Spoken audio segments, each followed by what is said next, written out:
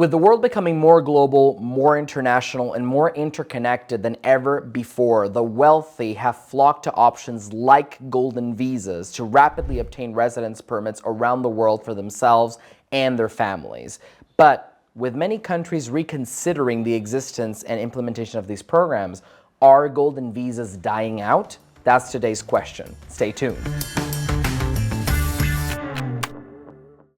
Hi everyone, this is Javier Correa here for a quick clarification, just to let everyone know that as of January 2025, the Spanish government unfortunately did, as I predicted in the video, cancel the Spanish Golden Visa program. It was very unfortunate to see it go. It had originally survived back in December 2024 when we shot the video, but unfortunately the Spanish government came back and actually canceled the program. However, I would recommend that you pay close attention to the information relating to the Spanish Golden Visa in the video, because you're still able to apply up until April 3rd, 2025. So if Spain is your dream destination, and if it is the golden visa you were aiming for, you have about 2 months, a little over 2 months to still apply. So it is still possible, but we're in the final round. So take that into consideration, and I hope you enjoy the rest of the video. Thank you. Hello everyone, my name is Javier Correa, and I'm a Research and Development Associate here at Nomad Capitalist, where we help high net worth individuals and their families relocate to different countries, often through the use of golden visas. Now, with the recent news coming out of Spain that the government had the intent of potentially eliminating not only the real estate option, but then the golden visa in its entirety, a lot of our clients have come to us and said, hey, Javier, hey, Nomad Capitalist, are the golden visas dying out? Are they going away?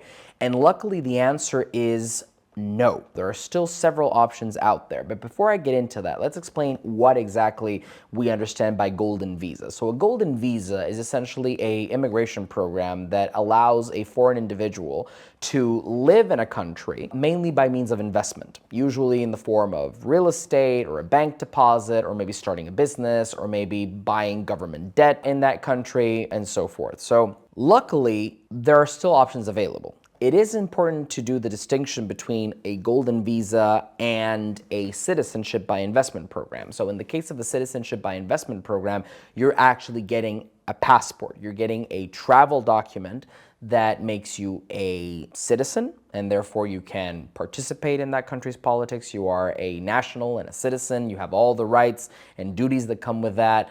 And essentially, the travel document, which is what most of our clients are looking for, comes with citizenship, whereas a golden visa is a residence permit. So to make it more explicit, you would keep, for example, your existing citizenship and just get a residence permit on top of that. So you would still travel with, let's say, a US or Canadian passport, but you would have a Portuguese golden visa or a Spanish golden visa or a Latvian golden visa in that passport that would give you the right to live, potentially work in the country in which you are making the sizable investment.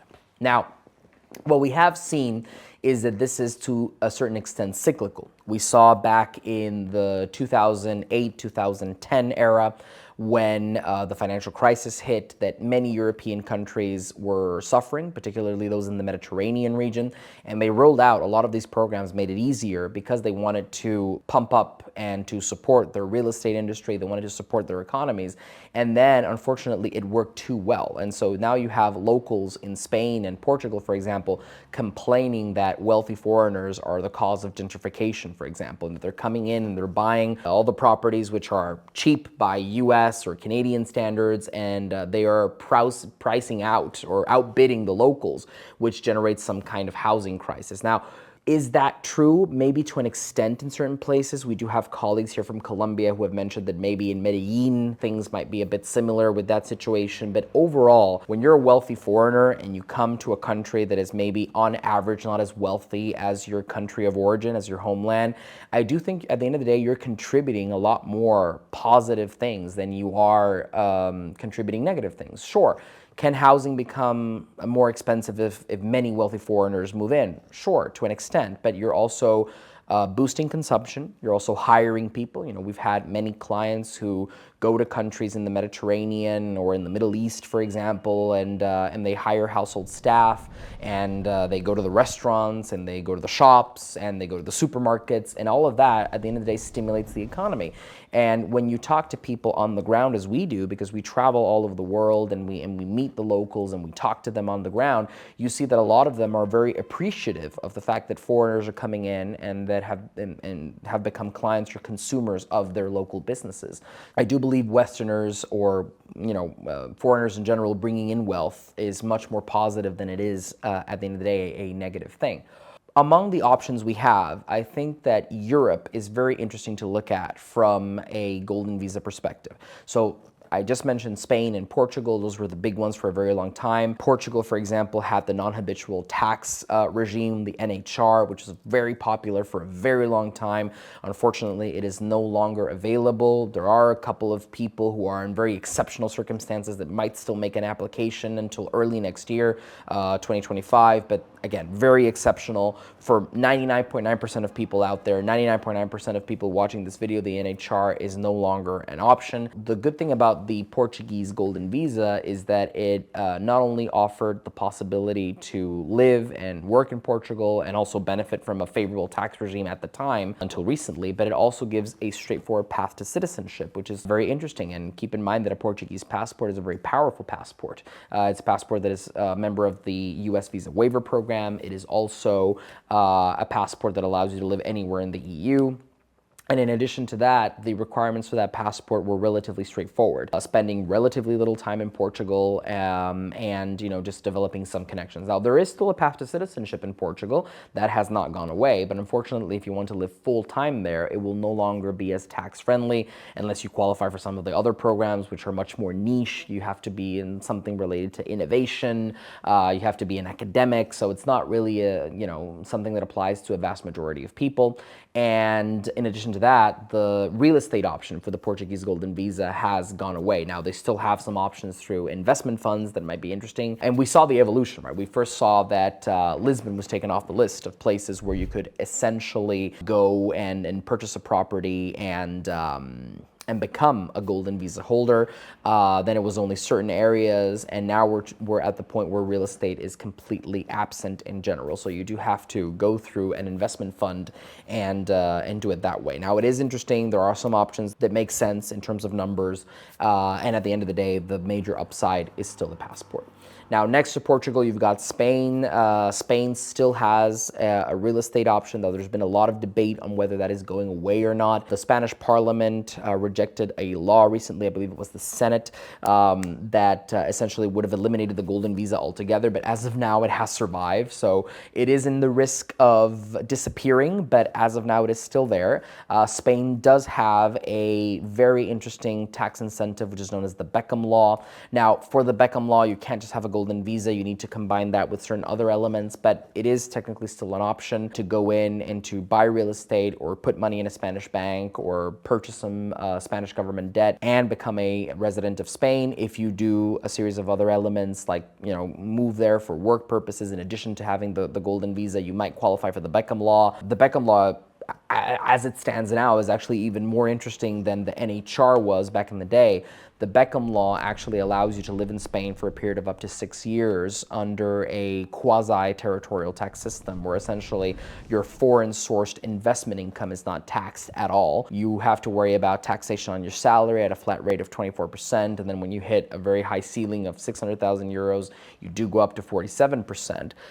But your foreign capital gains, your foreign rental income, your foreign dividend income, your foreign interest income is essentially tax-free. For Latin Americans, this can be very interesting because you have a path to citizenship that is very, very short. So Latin Americans who acquire lawful residence in Spain, or I should say Ibero Americans, can apply for citizenship just after 2 years of lawful residence. Give or take a year to process the paperwork. In 3 years, you could become a Spanish citizen, have that great passport, move to anywhere else in the EU or Switzerland, and a golden visa could be a path to do that, and you can do that within a window of tax friendliness that is offered by the Beckham law. Now, if you're interested in moving to Spain and you want to have more info on the golden visa, I would recommend moving a bit fast because it survived it has survived for now, but it might not be there next year, so do keep that in mind. I think that one golden visa that is often overlooked is potentially Latvia. So Latvia is a very interesting country, obviously Eastern Europe, more,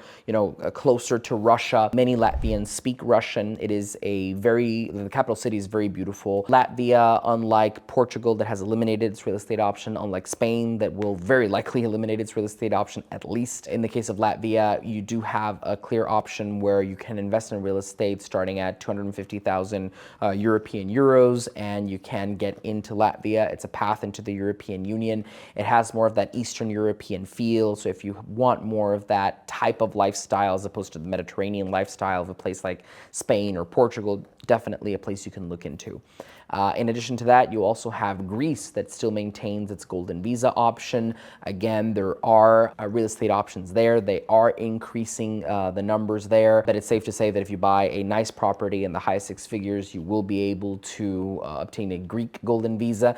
In theory, there is a path to Greek citizenship, but it is harder to obtain unless you're ethnically Greek. You do have to learn the language, which makes it a bit more complicated. But, it is still an option. It is there, and it is obviously part of like the Mediterranean combo. Beyond Europe, if you want to look at other options, in the Middle East, you have options in places like Bahrain. You have options in places like the UAE. The UAE, which is one of the most widely talked about golden visa options in the region.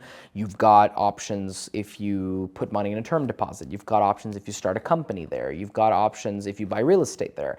And all of these could lead to an excellent long-term residence permit. Now, keep in mind the UAE will not give you citizenship unless, like in the case of Kevin O'Leary, like if you're some exceptional talent or you're very much present in the media space, or you do like you make an exceptional contribution to the country, maybe there might be a path to citizenship for you in the UAE, but unless you're a very exceptional profile, you're not getting citizenship in the UAE.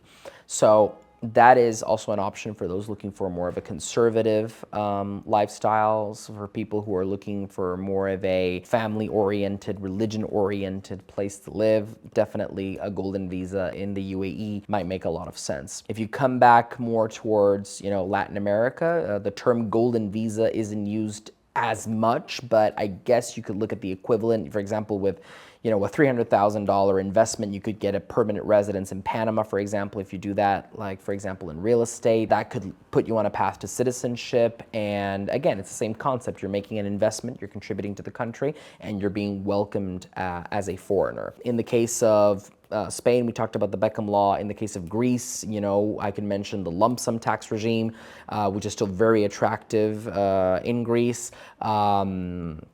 In the case of Panama that I just mentioned, you've got a territorial tax system, which makes it interesting.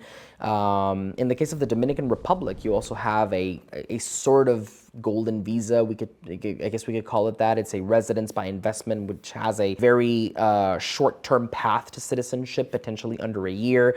And again, it's in the low six figures. You could be talking about something around the $200,000 range. You have to start a company, make some investments through the company, but it is definitely possible. So Dominican Republic, Panama also there. In Uruguay, you can get tax residence by investing a little over $500,000 in real estate, spend 60 days per year in Uruguay. You could be a tax resident, and there can be some residence permits that are attached to the investment in real estate. If your contribution is sizable, you could even get citizenship by exception, which is something quite rare. And then obviously that is a very case-by-case basis kind of analysis, and it's not something that anyone or any lawyer can just guarantee that you'll get, but the option does exist. It is included in Uruguayan law.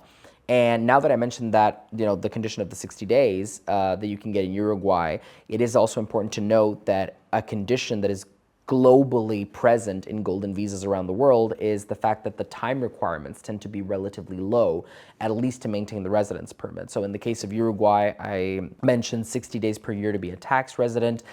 In the case of, for example, Panama, I can say that the residence permit comes just with the obligation of being there once every 2 years. So you don't have the obligation, but the option to live there, which is pretty good. In the case of Portugal and Spain and in Greece, you can also basically hold the residence permit without spending much time in the country if that is not something that you are interested in doing. So Bottom line is golden visas are great. Golden visas offer oftentimes a fast track to permanent residence and in many cases a shortened path to citizenship.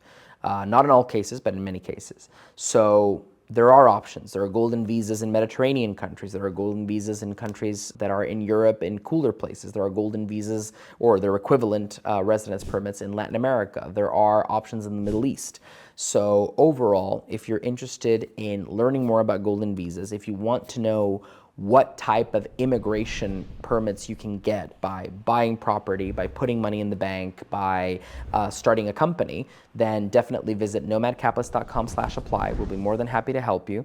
And follow this YouTube channel, subscribe to our Instagram, and do keep in mind that as certain options go away, certain options open up, and there will always be options for people like you that are looking for the best possible alternatives. So golden visas might die in one place, but they're very much alive in the other.